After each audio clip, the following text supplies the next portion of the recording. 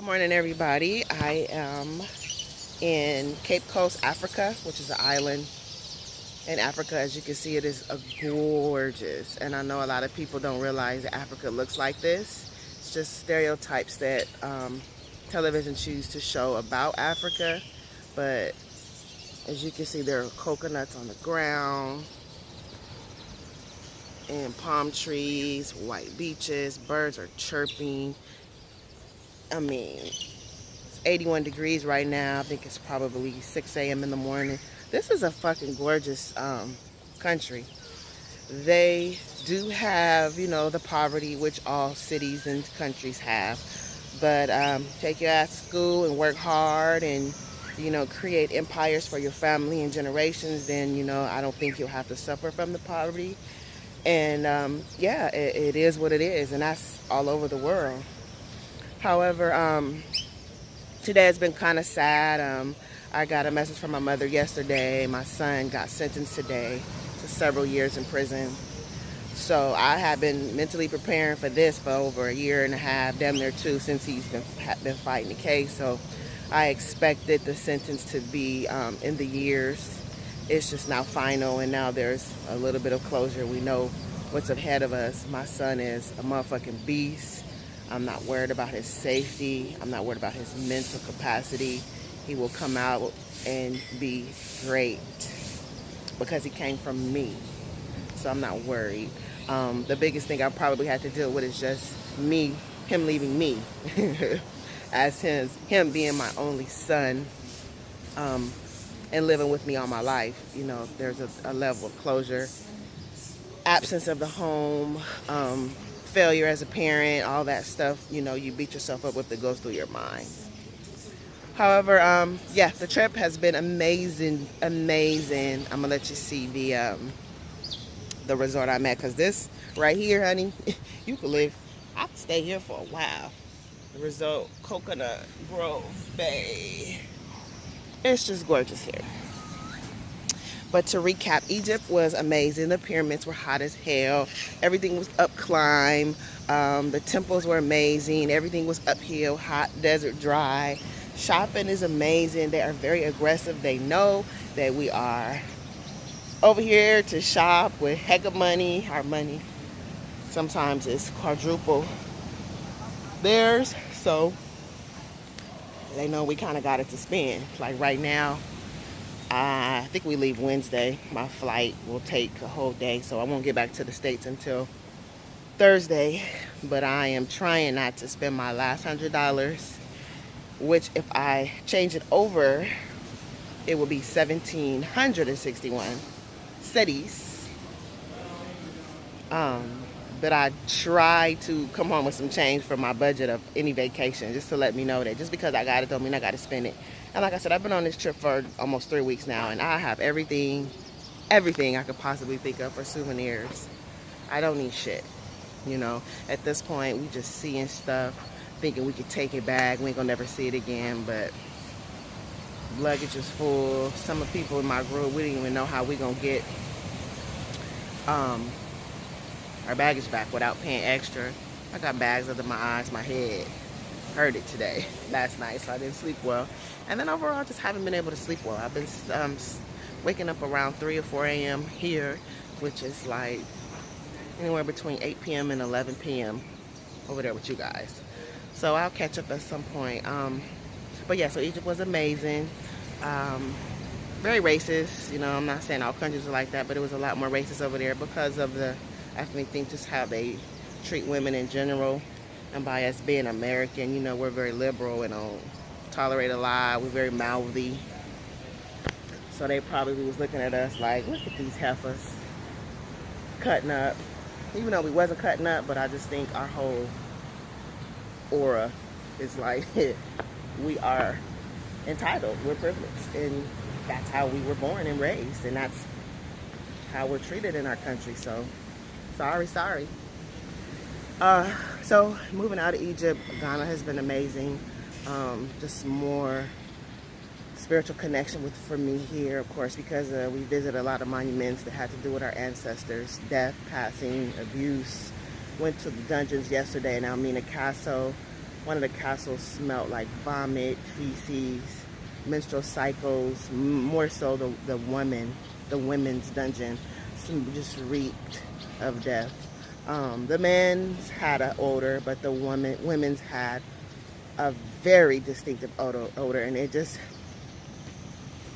put things into perspective. A lot of people I've heard say, don't come back weird, and it's like, it's not that I'm gonna come back weird. I never thought I was gonna come back weird, but you come back more aware, more woke, more humbled, more hopefully with the drive to go and handle your shit even more, because it don't have to be the way it is over there in the States. I mean, and shit, let's say that they never took us the fuck from here. We would have still had our black asses over here, and I mean black. Everybody would have been black, because I done got about 10 shades darker. And I'm lighter, so I stand out, but everybody's here is like the same fucking color. Dark chocolate. But it's the environment. And, the not so interceptions of different races and mixed breeds. So, yeah, so I'm just more humble. I'm the same motherfucker. We're going to go back the same.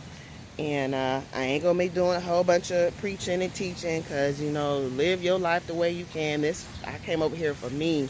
And somebody asked me about my experience, I will share it. But other than that, I give a rat ass how you live your life.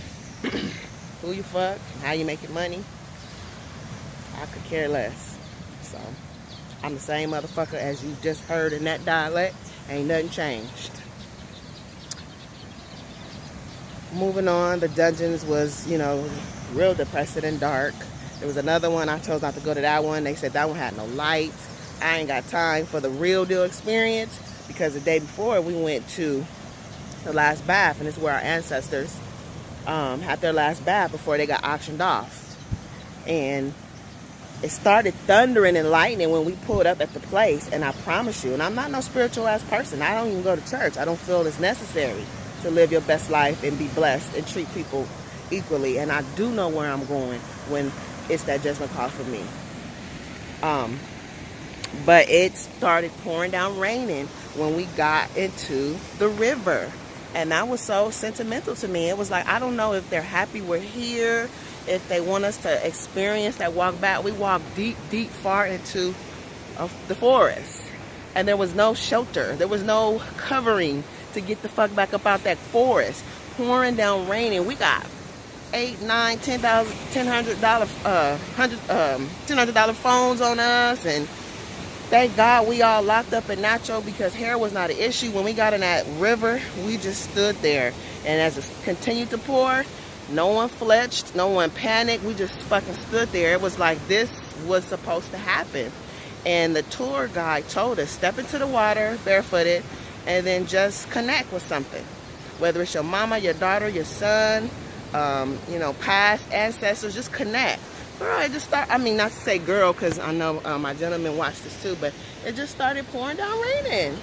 And it got harder and harder and harder. We were soaked. And the person who created this whole tour, super educational, and she advised us on certain tours where we are connecting with the ancestors, to where white is a sign of respect and remembrance. So we had on all white linen and all this shit, and it was pouring out rain. We were soaked. Flip-flops, because it's still 80 degrees. We get back to the car dripping wet, uncomfortable. But that motherfucking phone was sheltered, I promise you, shit.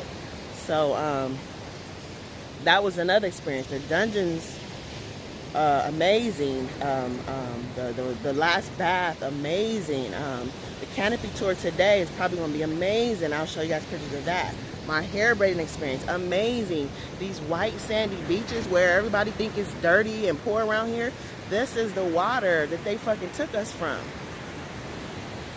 We were supposed to be living on this motherfucking side, and they're gonna take us to America, the land we love so much. This wasn't where we were supposed to be. They took us to America. It's just amazing, because I think I would have been the motherfucking shit up over here in Africa. Get it twisted.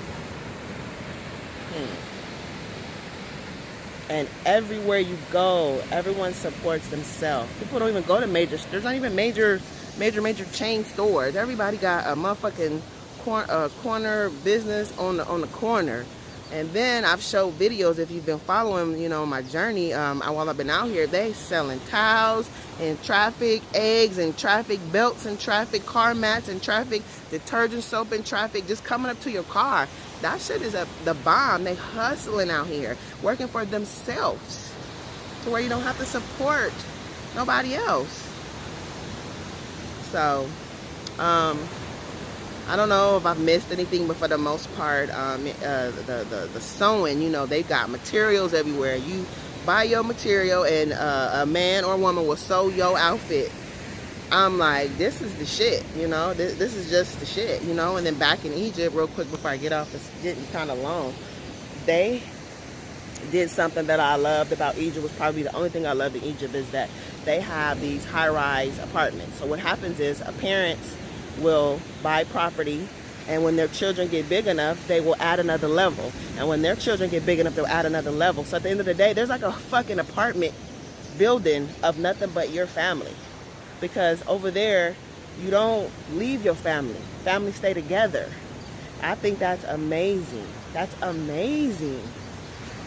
And we just don't practice that shit over there, over where we're from. So on that note, I'm gonna call it a day, but we came out for the sunrise. Some people been out since 5:45. I'm waiting for breakfast at 7. And we're on our way to the canopy tour today, but it's been a wonderful experience. The ladies braided my hair today. I thought she was gonna have to use some gel. She grabbed this shit, twisted it down, no product, no water. I said, at least spray and grip the fuck out this shit. I am a little nervous because she did take some material in a bottle and added some oil to it and set it on fire and just went up and down my braids. I'm like, ooh, bitch, I know you're trying to lay my shit down, but I hope when I take these braids out, my hair don't crumble from the singeness. So we're gonna see what that's gonna be about when I take these braids out. But at the end of the day, just from my lock journey alone, it's only hair and it'll grow back, whatever the case is. The experience needed to be had, the full experience. And on that note, I'm gonna go, and I'm just gonna let you guys see this amazing resort. This is Cape Coast, and this is the water. I'm not that good at my geography, but I think this is Pacific Ocean. I could be wrong. This is where they put us on the boat and sailed us fucking across to America. I miss my baby, my son. I miss my boyfriend, my man, and I miss my home, and I do miss America. So I'll see you guys soon. Goodbye.